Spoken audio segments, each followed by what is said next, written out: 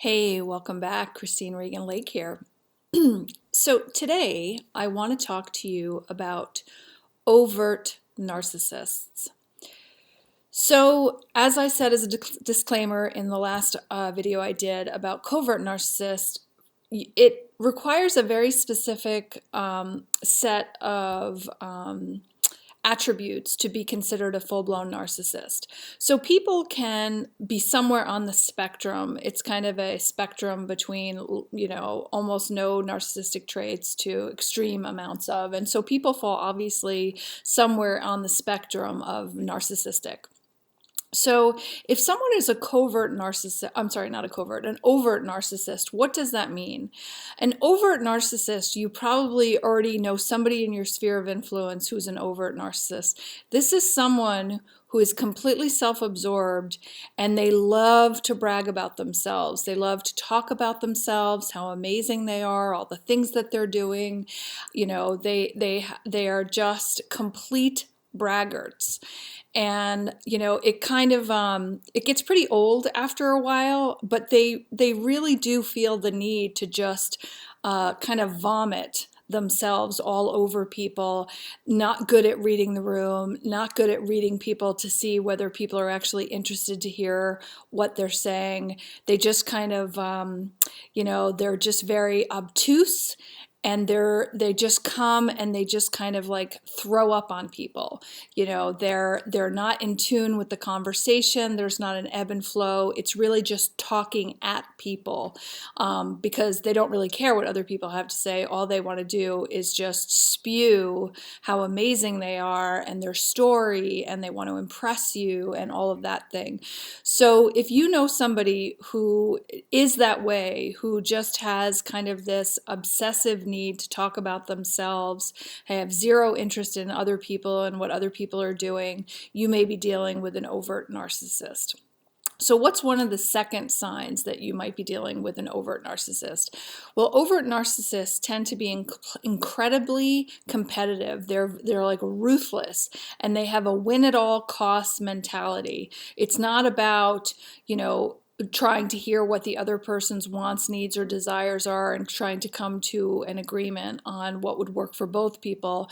An overt narcissist, all they care about is getting everything they want. And, winning at all costs doesn't matter. It means they may cheat, they may lie, they may steal, whatever. But they're going to win and you're going to lose. That's all they care about, is winning. So if you are dealing with someone who really has no desire to hear your truth, hear what matters to you, hear what you want to do, and this could be things like, you could have friends in your inner circle where, honestly, they don't really care what you want to do. They don't care if, going to that restaurant doesn't work for you, or, not, you not wanting to drive all the time, doesn't work for them. They want you to pamper to them. Overt narcissists, they're very imbalanced relationships where it's the winner take all, the narcissist takes all, and they will suck you dry until you have nothing left to give. And the problem is, in these kind of imbalanced connections, is that the person who's overgiving starts to really get angry and rageful at the person who, is you could say taking advantage of their good nature, but you also have to own your own responsibility and say, well, I had no boundaries and I allowed someone to take advantage of me. Because the reality is, you can't be taken advantage of unless you allow yourself to be taken advantage of. So we always have to look in the mirror and own our own shit. But an overt narcissist, all they care about is winning. They don't care what you want, what you need. They're going to be ruthless, and they're going to do whatever it takes to win and get what they want. So what's another sign that you may be dealing with an overt narcissist? Overt narcissists have a grandiose view of themselves. They really do feel like, it's like that, I like to give the peacock example. It's like that, the male peacock when he is courting his mate, he plumes out his feathers and everything. So an overt narcissist really does kind of want to prune themselves, and they want to walk around with an inflated sense that they are bigger and better and more capable than everybody else. They have an inflated sense of ego, a massive ego. It's an inflated sense of grandioseness, that they are somehow better than everybody else. And what does that do? That grandiose belief leads to the next sign, which is the entitlement. So people who are overt narcissists, who have this grandiose belief about themselves, literally feel entitled to things. And it doesn't matter. They don't feel like they have to earn it. They just feel like, because they're kind of like this primped peacock royalty, that they are entitled to things, rather than having to work for it. So they have a very much entitlement mentality. And again, anybody with an entitlement bent to their nature, you're not going to have balanced relationships, because it's all about them. They feel entitled. They don't feel like they have to work for it. They're not usually very willing to compromise on things.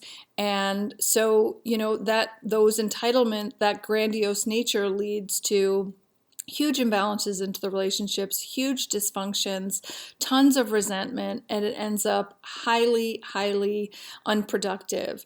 It can be challenging to deal with people who have an overt narcissist, whether it's a boss or it's a family member or it's a lover or a spouse. But learning to establish and speak your own boundaries is probably the most important self-care thing that you need to do when dealing with an overt narcissist. If it's a boss or a coworker, you can try to set up boundaries, or maybe you just decide this isn't worth it for me and I'm going to go get a new job, because my personal sanity and my emotional well-being and health is more important than this job. There's lots of jobs out there.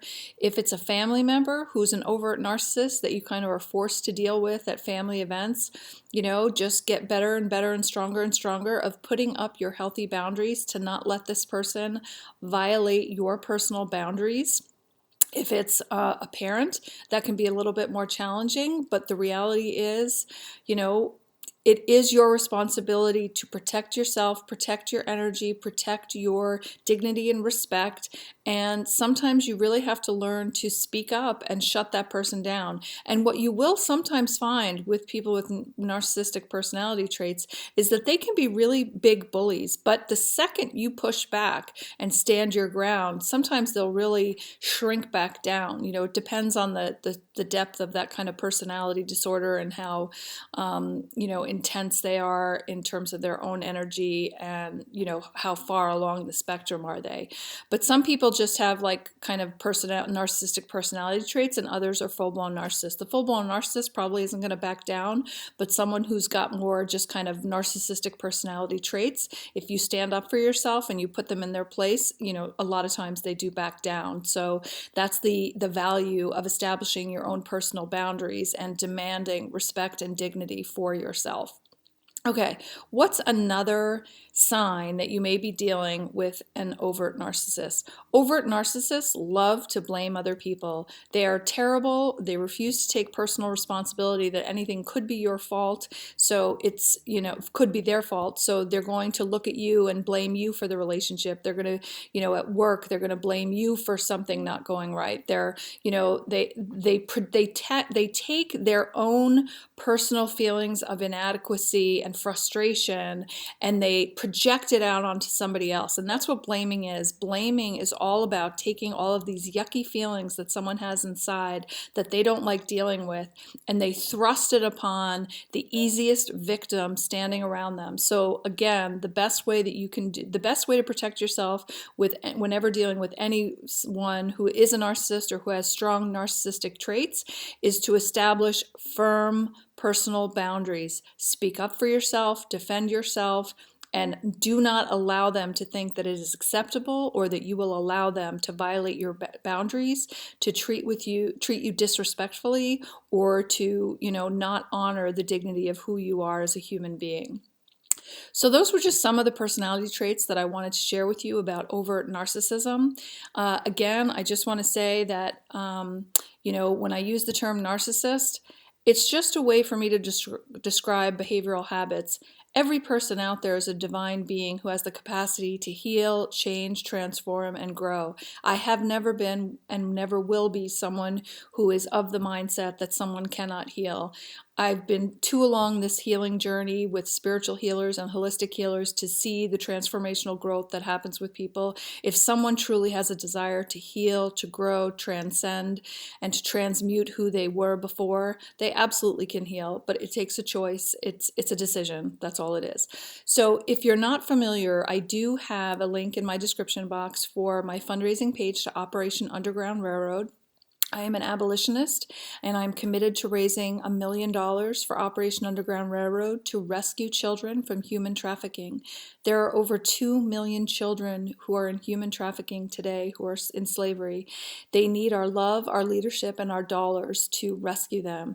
Every single penny in that fundraising link goes directly to them, and I've personally already donated over $16,000 to the organization, and I will continue to do so as I grow this channel. So I hope you found value in this. Have a beautiful day, and I'll look forward to speaking with you soon. Thanks. Take care. Bye-bye.